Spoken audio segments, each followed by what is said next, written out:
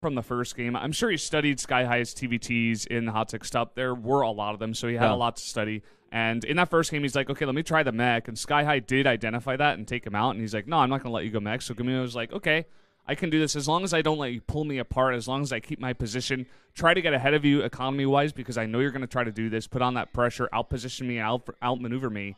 I should be able to win as long as that doesn't happen. He had a little bit of a slip-up, I guess, with the second Banshee wave that came in there and attacked him. But otherwise, his defense was pretty stellar in Game 2 there. So the series is now tied up. And we're going into merry-go-round for Game 3. So player map. I'm liking this, man. It's feeling like a really solid series is coming together. I think a lot of people were favoring sKyHigh here, but GuMiho showing his worth already in game number 2. Yeah, GuMiho is definitely not a guy you can just roll over. He actually is a very strong player, and he's looking to make a name for himself. Alrighty, ladies and gentlemen. As mentioned, the map is merry-go-round. Whoever wins this will take the lead. This is the Challenger round, the round of 32, the EsportsTV Starleague. See you guys in the game.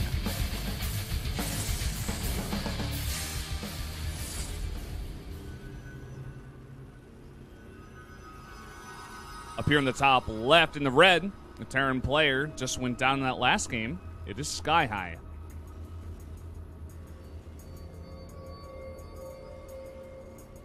His opponent down to the bottom center, merry-go-round in blue. It's GuMiho. A very long history of StarCraft 2 on this guy. Much more famous in this game than his opponent. Of course, sKyHigh much more known for his Brood War play. That he is. GuMiho recently making that switch to a foreign team here. Looking to, I don't know, expand his horizons, I guess. Absolutely. Go to some foreign events and test his might there. And as I mentioned before, which I know not all of you guys got to hear it because it was very early in the show, I just want to mention again that GuMiho does have the support of MVP here and Shoya on his side. So even though he's on an Invasion Esports on a foreign team here, he still has that Korean support right here with him all the time. And I think that's really important because not everybody who leaves a Korean team, leaves a KeSPA team to join a foreign team actually has that support. And I think that's really important.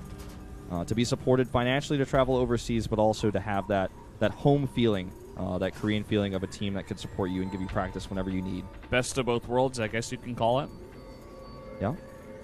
And so, right off the bat here, GuMiho going for the same build he did in game number 2. Goes for the gas first. He's been enjoying this build. It worked out for him last time. Yeah.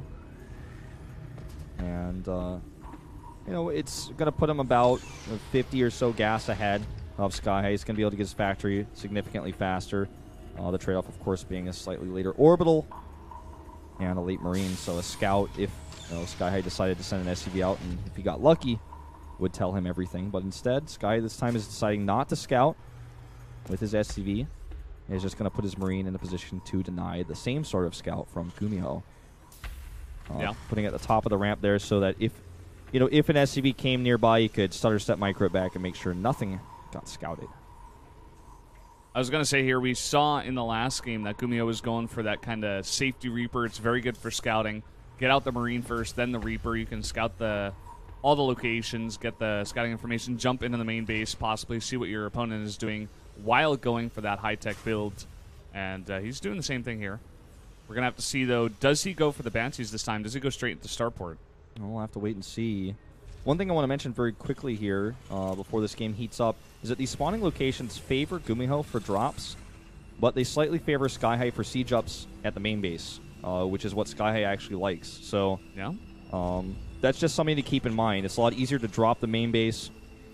It's a closer drop, or rather drop the natural for GuMiho because he's just closer there. His medevac's going to be leaving from the main oftentimes, but he has to walk further to siege up the main base. That's the trade-off here. Mm-hmm. Reaper of GuMiho going to the top right, actually scouting the wrong way, but this Hellion is going to poke up here and be pushed away. Yeah, running into trouble. Should be able to save that, but a lot of hit points lost. And not a huge read on his opponent either, what sort of build he's chosen. But the Reaper is going to try to poke in here. So actually should be able to get behind these Marines and come into the main for a scout. So nicely done here by GuMiho. Slipping by, man, that Ghost Reaper here. Ninja Reaper. He's such a great Reaper player. And is going to maybe get this SCV. I think so. Not quite maybe with those SCVs, but rather with the Marines protecting. Oh, that was really close. Now starting to get another SCV here. Actually, sKyHigh not able to keep that one alive. The Reaper actually surviving with 1 health here. Oh, but the will Hellion be taken out. These Hellions being the bane of GuMiho's Reaper harass. Yeah. He actually almost got the second SCV on his way out, too. It was pretty close. But again, the important thing here, like we were saying before, the Reaper, it's mainly there for the scouting. And he did see the starport with the cloak being upgraded, so he should be quite fine to defend against this. Yeah, and it's only a commitment to 1 Banshee, which sKyHigh is actually moving across with an army. Because he knows GuMiho likes to push his CC down onto the low ground. He likes to take that first and try to defend this base location. So instead of just trying to poke and harass, he's like, no, you rush out the Vikings. Well, that's not that good at defending. I'm actually going to attack you with my Banshee, my Marines, and my Hellions together. He's actually got a much bigger army force right now as GuMiho's trying to tech up a lot here. Yeah, 3 Hellions in the front to fight 3 Hellions, but he's also got that Banshee. The one thing that GuMiho does have is the Vikings. Yeah, but again, that's a lot of Marines. Yeah, he needs to land those Vikings if they're going to be useful against the Marines. Although with how this turned out, the Marines ended up getting a ton of damage by those Hellions. That's kind of a fight that I feel like could have gone differently, but the Marine splitting for sKyHigh was just, it was a bit late, and I feel like GuMiho's micro was quite good there, and he had that turret, the turret that gave vision of the Banshee. Yeah. And the tech felt kind of haphazard by sKyHigh, actually. He kind of like tried to force it, you know. Yeah. He saw what GuMiho had, and he's like, maybe I can kill him, but of course not. I mean, he's got factories back at home. He's got that reactor factory. He's able to just pump out 2 more Hellions to defend as well. So he was quite fine. I feel like maybe fighting out of missile turret range with the Banshee that's cloaked could have been a little bit better. You know, try to snipe some Vikings with your Marines. Like, take a little bit slower there, and possibly could have gone better. It didn't go terribly, but it definitely doesn't put him in the position he wanted. GuMiho, again, he likes to just get these early Hellion counts out to make sure his opponent can't take a third. He likes to poke with these. Does not want to poke this much, though. Ends up losing 1 there. And he's taking that siege tank fire. Not going to be able to get any more scouting information. The game evens out again. You know, we could talk about the comps as they start to form. It looks like, again, we're going to have a mech force for sKyHigh, that type of comp. And GuMiho is continuing to make, or rather, I'm getting the player names mixed up because I have this observing PC, which is actually throwing me off a little bit. Continued production of Marines for sKyHigh, but we don't know how long that's going to last. He doesn't have any stim research, so I think it's just to be safe. GuMiho's already cut that. Yeah, GuMiho's adding the factories. He's the one going for the mech. He's got a ton of Hellions, getting those siege tanks out as well for the defense. But this is a pretty aggressive attack once again out of sKyHigh. He's done this multiple times, and the siege tanks do have to siege up here to push away those Hellions. That they do. And moving up right now, slowly but steadily with these siege tanks. 2 auto turrets to help protect them. They're actually doing a lot of damage to those Vikings. 3rd auto turret goes down. That has a lot of armor. So trying to break through that is no easy feat. And they're starting to do a lot of damage to that CC. In fact, okay, high ground here. Picks up 1 siege tank with landed Vikings. Can't believe I just said that, but the Hellions, really nicely done. The Hellions need to target the Marines if they can, but it's just so hard to actually get in there with the auto turrets doing damage and those siege tanks splashing them. They're actually all low on health, which I know you guys can't see, but they're all like pretty low. And this command center as well is getting pretty low as it's being repaired here. The Marines in a really good spot, out of range of those siege tanks. This is kind of the attack we wanted out of sKyHigh before, and I think he's began to realize this as well. He's like, if I just slowly get my tanks into position here and defend for my Marines in the front, I can do very well here. And he's already forced that to lift. He's killed one of the gases, and mech on right now 2 gases is not the best. Oh, he's taking a lot of damage. GuMiho is on those tanks on the left side. Also, sKyHigh's Banshee is going to fly in here and do a ton of extra DPS. Even a second one joining in as well. GuMiho will land here to try to defend, but so much damage has already been done. He may even end up losing the siege tank. 1 more shot would do it, and there it goes. Finally, the scan goes down to kill that Banshee and to push this tank back, but a ton of workers killed. 23 in total, which actually puts sKyHigh at double the worker count right now. Yeah, that's actually way too much. He's like delayed the mining time so much as well. He's killed that 1 gas. He's taken away so much gas mining. Whereas back at home for sKyHigh, he has so many SCVs, already up to 54. He's making a 3rd CC as well. He can easily just remake an army whereas GuMiho is way, way on the back foot here. Well, with how I think sKyHigh wanted to make this work was you just kind of realized, okay, you're making a ton of Hellions and Vikings, but you don't have the tank count that you need. And with the Viking count that you have, you might be able to control the air. You might be able to push me back that way. But if I just brute force my way through here and drop 3 auto turrets, then I have enough buffer that I should be okay. And GuMiho had to use his Vikings to defend, so a lot of those went down, which made the Banshees more effective at attacking. And by the time he could kill the Banshees, the damage had already been done. He lost too many SCVs. He lost enough of the hit points on the siege tanks that the attack was an insanely good trade for sKyHigh. This Banshee's been being chased this entire time, finally goes down.